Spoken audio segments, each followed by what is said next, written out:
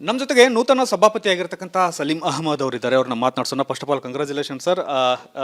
ನಾಳೆಯಿಂದ ಅಧಿಕೃತವಾಗಿ ಅಧಿವೇಶನದಲ್ಲಿ ಪ್ರಶ್ನೋತ್ತರ ವಿಚಾರ ಚರ್ಚೆಗಳು ಬರ್ತಾ ಇದ್ದಾವೆ. ನಾಳೆಯಿಂದ ಸದನ ಹೇಗೆಲ್ಲ ನಡೆಯುತ್ತೆ ಅನ್ನೋಂಥದ್ದು ಸರ್. ಹಾಗೆ ಮೊನ್ನೆ ಅಂತ ಹೇಳಿದ್ರೆ ನಮ್ಮ ಚುನಾವಣೆ ಇತ್ತು, ಅದಕ್ಕೆ ಬೇರೆ ಯಾವುದೇ ವಿಚಾರ ತೊಗೊಂಡಿರಲಿಲ್ಲ. ನಾಳೆಯಿಂದ ಎಲ್ಲ ವಿಚಾರಗಳು ಚರ್ಚೆ ಮಾಡ್ತೀವಿ. ಮೊದಲೇ ಪ್ರಶ್ನೋತ್ತರ, ಶೂನ್ಯ ವೇಳೆ, ಗಮನ ಸೆಳೆಯುವ ಸೂಚನೆ 330 ಮತ್ತು ಬೇರೆ ಬೇರೆ ವಿಚಾರಗಳು ಏನು ತೆಗಿತಾರೆ ಅದಕ್ಕೆಲ್ಲ ಮಾತಾಡೋಕ್ಕೆ ಅವಕಾಶ ಮಾಡಿಕೊಡ್ತೀವಿ ನಾಳೆ. ಯಾಕೆಂದರೆ ಸದನ ಸಾಕಷ್ಟು ಚರ್ಚೆ ಆಗಬೇಕು, ವಿಚಾರಗಳು ವಿನಿಮಯ ಆಗಬೇಕು, ಪ್ರಶ್ನೆಗಳಿಗೆ ಸರ್ಕಾರ ಸಮರ್ಪಕವಾಗಿ ಉತ್ತರಗಳು ಕೊಡಬೇಕು. ಅದು ಕಾಲಿಂಗ್ ಅಟೆನ್ಷನ್ ಇರ್ಬೋದು, 330 ಇರ್ಬೋದು, ಅಥವಾ 0 ಇರ್ಬೋದು. 0ವರೆಗೆ ಇಮಿಡಿಯೇಟ್ ರಿಪ್ಲೈ ಮಾಡೋದಿಲ್ಲ, 3 ದಿವಸ ಟೈಮ್ ಇದೆ ಅದಕ್ಕೆ ರಿಪ್ಲೈ ಮಾಡೋಕ್ಕೆ. ಆದರೆ ಆ ಮಂತ್ರಿ ರಿಪ್ಲೈ ಮಾಡೋಕ್ಕಂದ್ರೆ ಮಾಡ್ಬೋದು. ಸೊ ಅದೇ ಪ್ರಶ್ನೋತ್ತರ ವೇಳೆಗೆ ಅಂತ ಹೇಳಿದ್ರೆ ನಾವು ಸಮಯ ಸೀಮಿತ ಮಾಡಬೇಕು ಪ್ರಯತ್ನ ಮಾಡ್ತೀವಿ. ಜನರಲಿ ಕ್ವಶನ್ ಅವರ್ 1 ಅವರ್ ಅಂತ ಇರುತ್ತೆ, ಅದು ಹೋಗ್ತಾ ಹೋಗ್ತಾ 3 ಅವರ್ ಆಗಿಬಿಡುತ್ತೆ. ಅದನ್ನು ನಿಯಂತ್ರಣ ಮಾಡೋಕ್ಕೆ ನಾನು ಪ್ರಾಮಾಣಿಕ ಪ್ರಯತ್ನ ಮಾಡ್ತೀನಿ. ಅದ್ರ ಮೂಲಕ ಇದು 0 ಕೂಡ ಆ್ಯಕ್ಚುಯಲ್ ರೂಲ್ಸ್ ಪ್ರಕಾರ 5 ಕೊಡ್ಬೋದು ಅಂತ ಇತ್ತು. ನಾನು ಸ್ವಲ್ಪ ರಿಲ್ಯಾಕ್ಸ್ ಮಾಡಿ ಒಂದು 10 ಕೊಡೋಕ್ಕೆ ನಾನು ಪ್ರಯತ್ನ ಮಾಡ್ತೀನಿ. ಬಟ್ ಏನು ಹೇಳಿದ್ರೆ ಅದರಲ್ಲಿ ಇದೆ 150 ವರ್ಡ್ ಮಾತ್ರ ಮಾಡಬೇಕಂತ. ಕೆಲವರು 3 ಪೇಜ್ ಅದನ್ನು ಓದೋಷ್ಟು ಸಾಕಷ್ಟು ಸಮಯ ಆಗುತ್ತೆ. ಒಟ್ಟಾರೆ ನಮ್ಮನ್ನು ನಾವೇ ನಿಯಂತ್ರಣ ಮಾಡಿಕೊಂಡು ಸದನ ನಡೆಸೋಕ್ಕೆ ಹೆಚ್ಚು ರೀತಿಯ ಚರ್ಚೆ ಆಗಲಿ, ರಾಜ್ಯ ಸಮಸ್ಯೆಗೆ ನಾವು ಸ್ಪಂದಿಸಬೇಕು.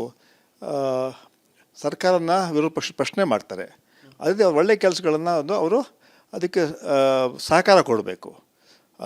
ಆ ರೀತಿಯಲ್ಲಿ ಸರ್ಕಾರಕ್ಕೂ ಒಳ್ಳೆಯ ಹೆಸರು ಬರುತ್ತೆ, ವಿರೋಧ ಪಕ್ಷದವರು ಕೂಡ ಅದರಲ್ಲಿ ಕೇಳೋಂಥ ಅವಕಾಶಗಳು ಸಿಗುತ್ತೆ. ಒಟ್ಟಾರೆ ಆ ಸದನ ಜನರ ಸದನ ಆಗಬೇಕು. ಅವ್ರ ಸದಸ್ಯರು ಜನರ ಪರವಾಗಿ ಏನು ಧ್ವನಿ ಎತ್ತಾರೆ ಅದಕ್ಕೆ ಸರ್ಕಾರ ಅದಕ್ಕೆ ಉತ್ತರ ಕೊಡುತ್ತೆ.